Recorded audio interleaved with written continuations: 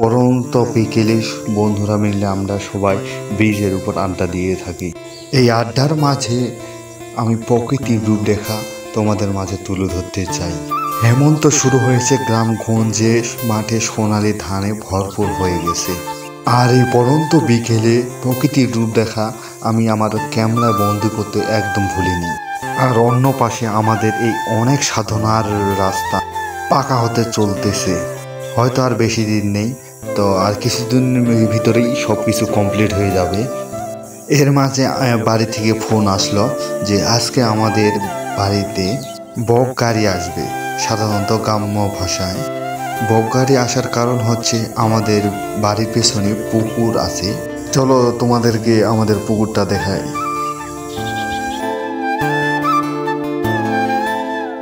আর এটাই হচ্ছে আমাদের পুকুর। এর মাঝে বক গাড়ি এবং মহেন্দ্র গাড়ি চলে আসছে ভাটায় মাটি নিয়ে যাওয়ার জন্য। চলো তোমাদেরকে আমি একটু এই আমাদের মাটি কাটার দৃশ্যটা একটু দেখাই।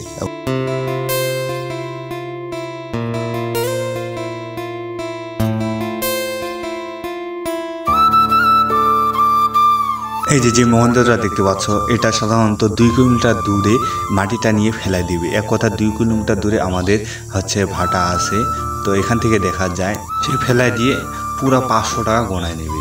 আর যেভাবে মাটি কাটতেছে, তো মনে হয় না যে বেশি দিন এই মাটিটা থাকবে।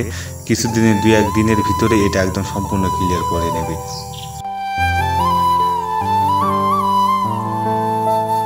আমি সাধারণত ছোট থেকে জানি যে এগুলো বক গাড়ি। আমি এখন বুঝতে পারছি এগুলোকে বক গাড়ি বলা হয় কেন, কারণ বকের তো সাধারণত ঠোঁট অনেক লম্বা থাকে।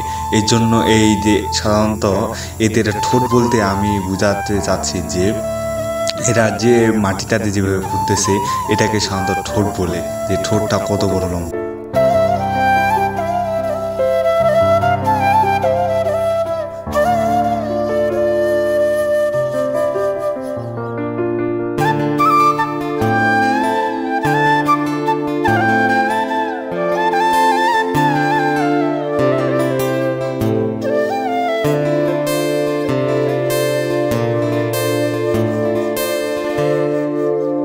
আর এইদিকে বক গাড়ির ড্রাইভার শুধু তো হাতগুলো দিয়ে নড়াচ্ছে আর সুন্দর করে মাঠে যায় পড়তেছে। একদিকে কাটতেছে, হাতগুলো নড়ায়, অন্য পাশে সুন্দর কোঠায় কাটে নিচ্ছে।